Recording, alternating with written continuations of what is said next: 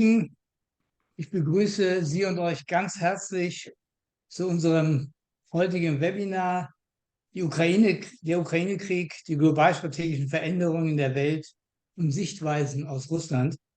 Ich begrüße vor allen Dingen unseren Referenten, Alexey Gromyko, Historiker, Direktor am Europa-Institut der Akademie der Wissenschaften, mit einer intensiven internationalen Ausbildung und Bildung, verbunden uns in verschiedensten Aktivitäten. Er war Redner auf dem Weltkongress des International Peace Büros und hat aktiv mitgewirkt an der Studie zur Common Security, Our Shared Future.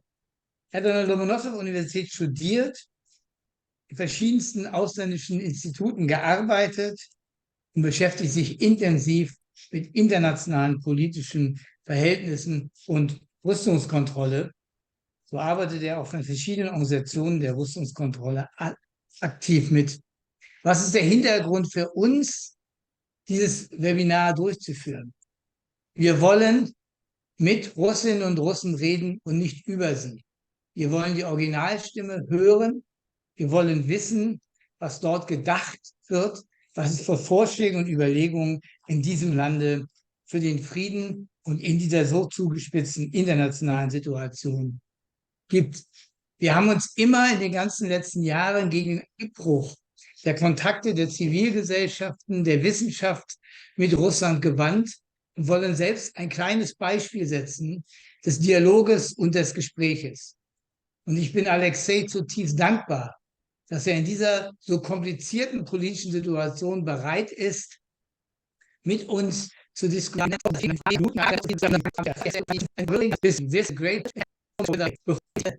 Menschen auf unserer Übersetzung. Ja, hallo, auch schon gesagt, auf eine Übersetzung. Die können unten auf der Leiste unter Dolmetschen also Dolmetschen, wenn ihr deutsche Einstellungen habt, oder Interpretation, falls ihr englische Einstellungen habt, könnt ihr entsprechend euren Kanal wählen. Dann könnt ihr eben entsprechend eine Übersetzung von, von seinem Vortrag ins Deutsche bekommen.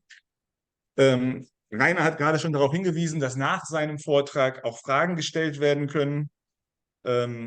Die könnt ihr prinzipiell auf Deutsch oder auf Englisch stellen. Entsprechend, wie gesagt, findet ihr dann auch wieder auf dem jeweils anderen Kanal eine Übersetzung davon für diejenigen, die zuhören.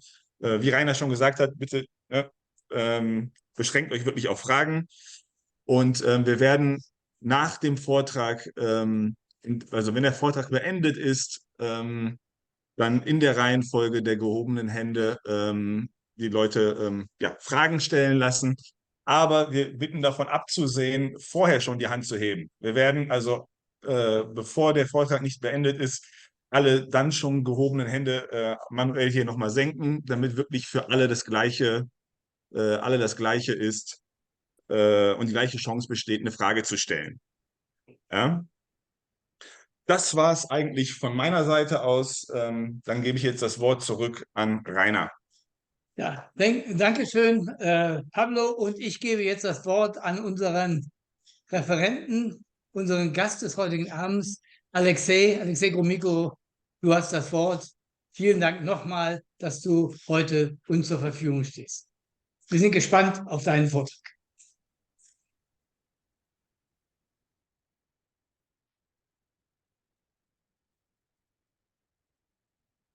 Rainer, can I begin? Okay. Sorry, I don't know if you heard the translation right now, or you were just listening to us talking in German. Yes, I'm listening to the okay. digital. Sorry, I should have told you that before. When you go to the bottom, there is the line interpretation. And when you switch on the English channel there, then you will get an interpretation of everything that will be asked to you in German afterwards. Okay.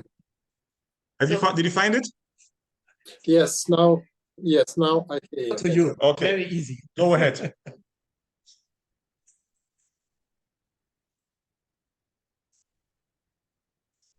You can start, Alexey. Floor is to you. Okay. Thank you very much. Thank you. That's great. Dear Rainer, dear colleagues, I am delighted to be invited to this seminar and to share my views on the current dramatic situation with you. I was asked to speak in English.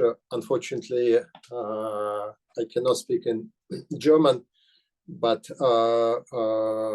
I'm sure that the professionalism of our interpreter would make the exchange of our views very swift and adequate. I'd like to speak on several topics, and the first one is going to be the place of Russia in global ratings. Then I would like to touch upon on some domestic problems in my country, then to cover certain aspects of the Ukrainian conflict, then to speak on the relations between Russia and the European Union, and finally to say a couple of words on the European security.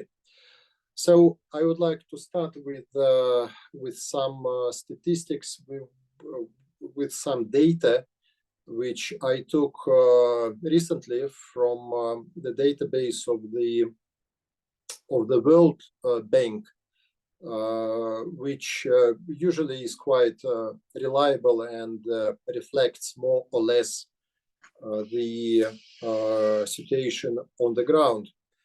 And the first rating is nominal GDP of biggest world economies in 2021. Since then, a lot has taken place, but I do not think that these ratings in 2023 are going to be different, if only in some minor details, to be different in comparison with the World Bank ratings in 2021. So in nominal GDP of biggest economies in 2021, Russia occupied the 9th place. The first place was occupied by the United States, then China, then the European Union. If we include the European Union with nation states in this rating, then it is the 3rd place, then Japan, Germany, India, Britain, France, Italy, Canada, South Korea, and finally Russia, as I mentioned, the 9th place in nominal GDP rating of the world's biggest economies. If we take the rating of GDP of the same countries in 2021 in purchasing power parity, which a lot of economists are fond of using, then the position of Russia becomes much better. In 2021, Russia occupied the 7th place in the world rating. Recently, I saw some news from the International Monetary Fund and from the World Bank that in 2022, Russia increased its stance in this rating and was occupying the 6th place. But in 2021, Russia was on the 7th position, and China was the first one in purchasing power parity. the Chinese economy in 2021 was the biggest one since 2015, as far as I remember. On the second place was the United States, then the European Union, then India, Japan, Germany, and then Russia. And after Russia, Indonesia, Brazil, France, Britain, Turkey, Italy, Mexico, South Korea, Canada, Spain, etc. So just to remind us that this is according to World Bank database. Then if we take the rating of nominal GDP, current prices, nominal GDP of the same country per head of the population in 2021, then the position of Russia is the 12th one. Russia occupied the 12th position in 2021 nominal GDP per head of the population. The first place was taken by the United States, then Canada, Germany, Britain, France, Japan, the European Union, Italy, South Korea, Spain, China, and then Russia. What is interesting that starting from 2021, Russia is behind China in the rating of nominal GDP per head of the population. That was the first year when China surpassed Russia in this rating. And at last, according to the database of the World Bank, the rating of GDP per head of the population, according to purchasing power parity. This time, Russia is on the 11th place. And, you know, the list of countries is more or less the same, but China this time is much lower than Russia. The first place is taken by the United States, even in purchasing power parity. Then comes Germany, Canada, France, Britain, the European Union, South Korea, Italy, Japan, Spain, and then Russia. And then Turkey, Mexico, China, Brazil, Indonesia, and India. So if we look at this kind of ratings, then the position of Russia in the world economy is more or less relatively good. Just to mention once again that in purchasing power terms, the Russian economy is the 6th or the 7th biggest in the world. But it does not tell us much on many other aspects of the quality of the Russian economy and the quality of life. One of the key problems of the country is social inequality, and that was something what was the problem for Russia since, in fact, since the beginning of the 1990s, after the breakup of the Soviet Union. So the difference in 2023, in the first half of 2023, this year, the difference between income of the top 10% of the population and the bottom 10% of the population is almost 15 times, 15 times. To be more precise, 14.8 times. In the USSR in 1990, this difference was 4.6 times.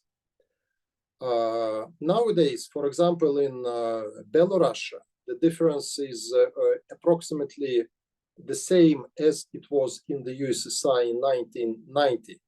In Belarus, these days, it is 4.7 times. The difference between 10 top percent of the population, the income, and the 10 bottom percent. Nowadays, for example, in Scandinavian countries, this difference is from 6 to 8%. But in Russia, it is, as I mentioned, almost 15 times, not percent, but times. So in the rating of 161 countries, Russia is on the 121st place. And just to compare it with other countries, the same difference in France is 7.9, in Germany 8.1, in Britain 8.3, in China 10.5, in Spain 13.2, in the United States 14.8. So Russia is on the 121st place. And for example, Brazil. The situation in Brazil is much, much worse than in Russia. In Russia, this difference is 15 times. In Brazil, 42 times. It is even worse in the South Africa. The difference there is 56 times. The average income in Russia after tax is 40,600 rubles. Now, I would not try to convert it to euro or to dollars because, you know, the situation changes very quickly. So if you want to convert it to any currency, then just do it on the daily basis. But as for today, the statistics is that the average income in Russia after tax is 40,600 rubles. The income of the top 10% of the population is 123,000 rubles per a member of a household. But if we take the 90% of households, then its income is on the average 31,000 rubles per each person. In the first half of 2023, the real income of the population has increased by 4.7%. But still, this level of real income is lower than it was in 2013. So we may say that now for 10 years, the real income of the Russian population stagnates. By now, it is approximately on the same level than 10 years ago.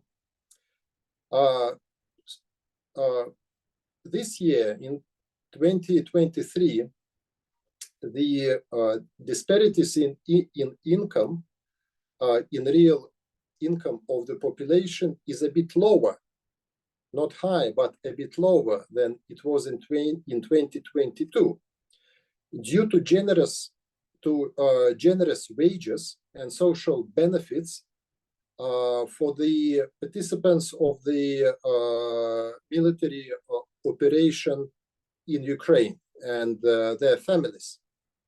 The state now spends huge amount of money, paying wages and different social benefits to military people, to volunteers, and to their families. But still, the systemic problem persists. If we take the accumulated wealth of the population, the accumulated wealth of the population, then the situation is even worse than if you take the real incomes of the population or the difference between the wealthiest and the poorest part of the population. So in 2021, 1% of households in Russia owned more than 47% of national wealth. 1% owned almost 50% of national wealth. And 50% of households owned 3.1%.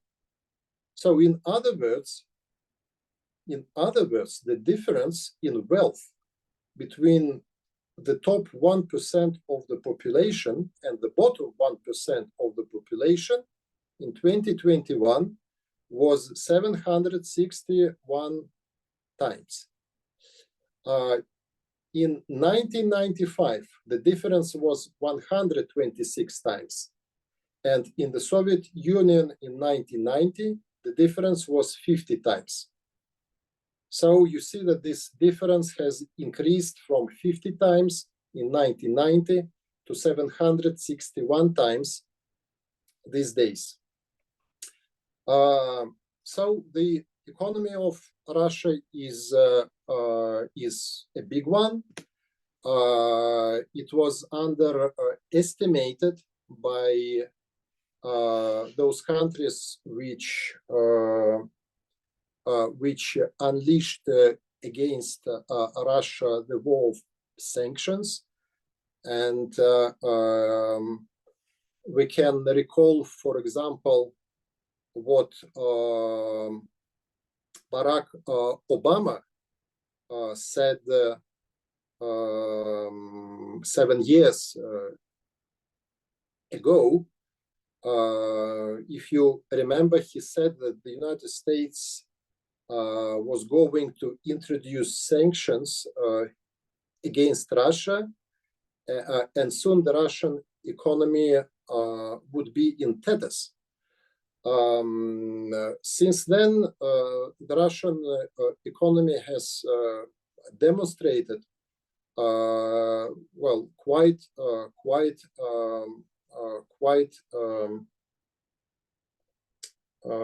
an impressive resistance, and this is not just because the people who manage the economy in Russia are so bright, but because Russia was indeed very deeply embedded in the global economy, and a lot what was going on in the global economy was dependent on what Russia can supply and on what Russia can buy.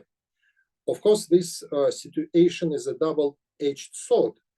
Both world economy, to a significant extent, depends upon Russia, but the same can be said about Russia. Russia is greatly depends on what is going on in world economy, in the sphere of commodity prices, etc., etc. And now to the topic of the Ukrainian crisis. Most Russians these days, either left, center, or right, radical or moderate, want the military campaign to be a success. This is a real fact, and this is something what should be factored in in calculations in politics of any country or organization. From my point of view, there are no chances for those who may try to change the composition of power in Russia under the banner of Stop the War, and who accept the withdrawal of Russian troops to the borders of 2022, not to mention to the borders of 2014. Maybe 5 or 7% of the population at most in Russia adhere to this kind of views. So these days, the solidarity of the Russian population on the point of victory in this war is a very real factor. Now, I don't want to go deeper in interpreting what is victory for a certain part of the population, for authorities, for the population of big cities, or for the population, of small cities. The interpretation of both for Russia, for the West, for Ukraine, of what going to be portrayed as a victory is something what we don't know yet, and what we will witness in 1 or 2 years' time. But of course, each side will be doing its best to portray any outcome of the present campaign as its victory. The case of Prigozhin was a very hot one. And just, very quickly, one phrase, that Prigozhin was somebody who wanted to win the war, and to whom the conduct of the military operation had to become much more effective than from the point of view of Prigozhin it was. So Prigozhin was a person who was not a Robin Hood, and he was not a person who was planning to topple the government. He was somebody who he was a part of the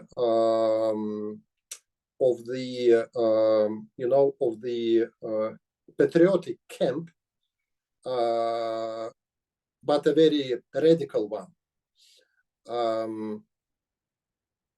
So if a ceasefire sooner or later is announced, and the contact line is established according to the current situation, not to mention up to the full new borders of Russia, now, I think it would be interpreted in Russia as a positive outcome.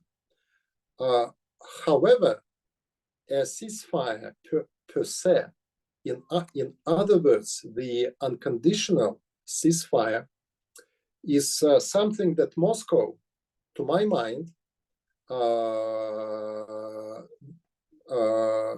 that Moscow would not be ready to accept these days. The bone of contention, the apple of discord, is the same as it was before February 2022 and after February 2022. The neutral status of Ukraine. This is the basic line, which from my point of view was the vehicle behind the history since 2014 and up to 2022. And since then, Judging from the news from the battlefield, Ukraine sooner or later will have to return to the negotiation table. It should be said that if Minsk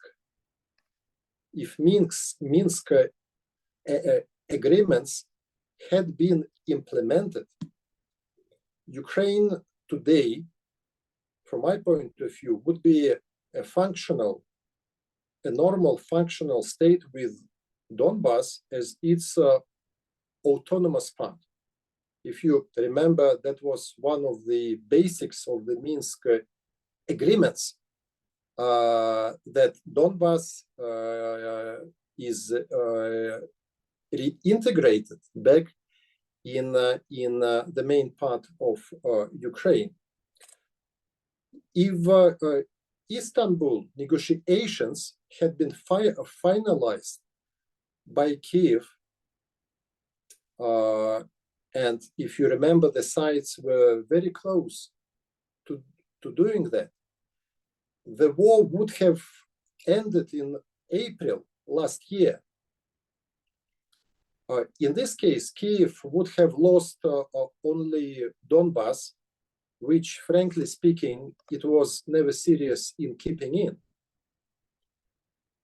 If Kiev had returned to negotiations by September 2022, Ukraine would not have lost parts of Kherson and Zaporozhye regions. As to the demand which Russia put forward in December 2021, that NATO should return to its 1997 borders, I do not think that this demand will be repeated. I do not think that this demand would surface again. This is something where the situation has moved forward, and Finland is the member of NATO, and we know that Sweden sooner or later will become the member of NATO, and de facto, Sweden by 95% de facto is the member of NATO, short of Article 5. What is going to define, in my opinion, in present circumstances, success or failure, besides the issue of borders, will be neutrality of Ukraine and its membership or non-membership in NATO. However, I do not think that the United States and NATO in general are going to be so irrational as to provide such a membership. It is likely that some combination of security guarantees will be given to Kiev, and you know that usually these days specialists mention the Israel-like model of security guarantees, and both sides, NATO and Kiev, will declare it as their win. Now Kiev has started negotiations, as far as I remember, with not less than 30 countries on security guarantees. But it seems that 29 countries will be waiting what is going to happen in negotiations between Kiev and Washington. And negotiations on security guarantees between Kiev and Washington are going on quite slowly, because in the United States a lot depends on the election campaigning and on the looming presidential election in 2024. One more question is, what is going to follow a ceasefire? Because sooner or later, some kind of a ceasefire is going to happen. It may be a frozen conflict, akin to the situation in Donbas in 2014, 2022. Or it may be a settlement, for example, with an effective buffer zone, and for example, an international peacekeeping force deployed there in the buffer zone, perhaps for decades. In this regard, the Cyprus example comes to mind. Also, it is important to say that the Ukrainian crisis has morphed, has transformed into a situation which, as I see it, is a classical example of a proxy war. So this is not just a military clash between Russia and Ukraine. This is very clear. And due to the fact that several nuclear powers are involved in the Ukrainian conflict, the nuclear factor is one of the components of the Ukrainian crisis. The US, UK, Germany, and other countries provide such a massive military and other assistance to Ukraine that their indirect nature of participation in this military conflict is very blurred.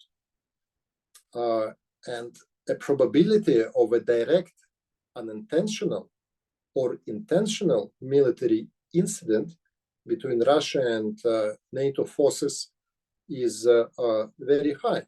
And this probability, is getting higher and higher from month to month, if not from week to week. The nuclear factor, if not to listen to propaganda on both sides, the nuclear factor so far is expressed in intense nuclear signaling, not nuclear threatening. However, both sides suspect each other of developing contingency scenarios of a limited nuclear war. The United States and their allies accuse Russia of planning to use tactical nuclear weapons in Ukraine, and Russia warns the other side of drastic consequences if NATO troops undertake an attack against Russian territory or the territory of its allies, in other words, Belarus. And the same applies to a scenario when NATO troops, under their own flags or not, are deployed on the territory of Ukraine. It seems that this is a real red line for Russia. Now, a few words on the relations between Russia and the European Union, just to remind us that in 2013, the European Union accounted for almost 50% of Russia's foreign trade turnover. Russia was the EU's third largest trading partner after the United States and China. And within the European Union, the leading partners of Russia were Germany, the Netherlands, Italy, France, Finland, Poland, and other countries. But there was no, intra-industry division of labor and no deep production cooperation between Russia and the European Union. Russia supplied mainly raw materials, energy, ferroalloys, cast iron, steel sheet, copper, nickel, aluminum, fertilizers, and the main inputs from the European Union to Russia were machinery, industrial equipment, vehicles, consumer durables, medicines, and other items. However, since 2014, the European Union has been drawing deeper and deeper into the sanctions war with Russia. If earlier economic interdependence with Russia was considered in the European Union as the basis of a strategic partnership, later it began to be perceived as a threat. So to be interdependent with Russia these days is a threat for the European Union, not something what is beneficial to both sides. At the same time, to resolve the Ukrainian crisis, the Normandy format was set up with the participation of the presidents of Russia, Ukraine, France, and the Chancellor of Germany. The trilateral contact group consisting of Russia, Ukraine, and the OSCE was also created. In September 2014, the Minsk Protocol 1 was signed, and in February 2015, the Minsk II agreement. As we remember, that was a set of measures to implement the Minsk agreements and the declaration of the so-called four. However, in the following years, Paris and Berlin effectively took a pro-Ukrainian position in the negotiation process. And now we know, if to judge from what Hollande or Merkel have been saying, that they were doing it intentionally. I don't know if you believe them or not, but they took the side of those who were saying, including in the United States, that the period of time since 2014 until 2022 was used by the West for for strengthening Ukrainian military terms, for preparing it for the war with Russia. So Russia's relations with the European Union experienced since 2014 a very deep degradation. For example, in 2018, Russia accounted for just 1.5% of EU exports and just 2.9% of imports.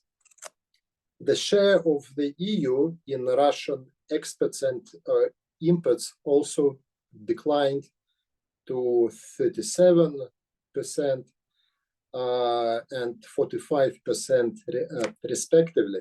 But at the same time, until 2022, Russia remained the largest supplier of gas to the European Union. More than 40% of its imports. Well, on 22nd February 2022, Russia recognized the independence of the Donetsk People's Republic and the Luhansk People's Republic. And on 24th of February 2022, President Putin declared a special military operation. And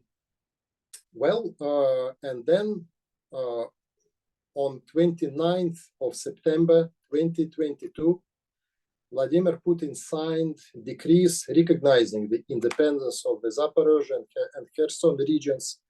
And the next day, agreements on the admission of the Donetsk and Lugansk republics, Zaporozhye and Kherson regions into Russia were signed. These steps by Russia were perceived with deep animosity in the European Union, in the United States, quite clearly. Since February 2022, Germany, Poland, and Baltic states, and outside the European Union, the United Kingdom, have become the most active agents of the policy of sanctions. The EU member states started supplying Kiev with non-lethal and then with lethal weapons. At the European Union level, funding of military supplies to Kiev was organized through the European Peace Facility, which is the European Union's financial mechanism under the common foreign and security policy. By autumn this year, by autumn 2023, the European Union has introduced 11 sanction packages, but at the same time, as the physical volume of the Russian energy exports to the European Union reduced sharply, the increase in the Russian supplies of grain, oilseeds, and mineral fertilizers mitigated for a certain time this impact. In the first 9 months of 2022, exports of EU member states to Russia in value terms decreased by 35%.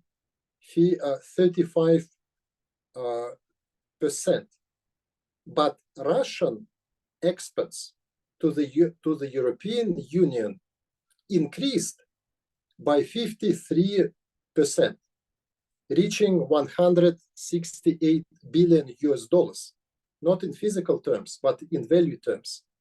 But it is clear that in 2023, the trade turnover between Russia and the European Union in terms of both physical volume and in value terms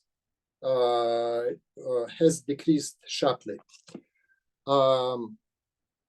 Rainer, my question is if the connection is good.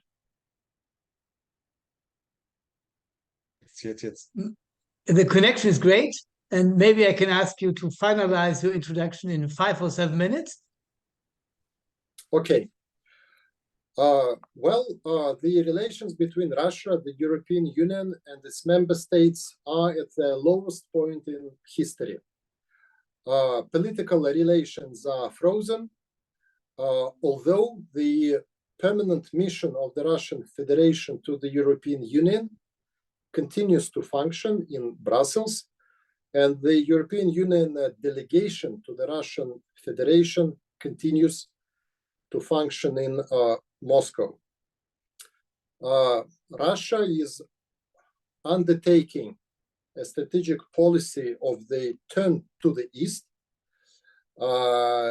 and is competing with the West for the sympathies of the global south. However, in the medium term, it cannot be ruled out that certain adjustments in the relations between Russia and, well, the European Union or certain part of member states of the European Union, a certain correction may take place on the basis of pragmatism. In medium term, let's say in 3-5 years' time, various forms of interaction still are in place, including in the United Nations Security Council, other UN bodies and structures, in the P5, G20, at the Organization for Security and Cooperation in Europe, in the P5+1 format on the Iran's nuclear program. So still there are some, channels, back channels, and direct channels, which these days are used by both sides, by Russia and by the West, not to mention security services and some back channels which military people use.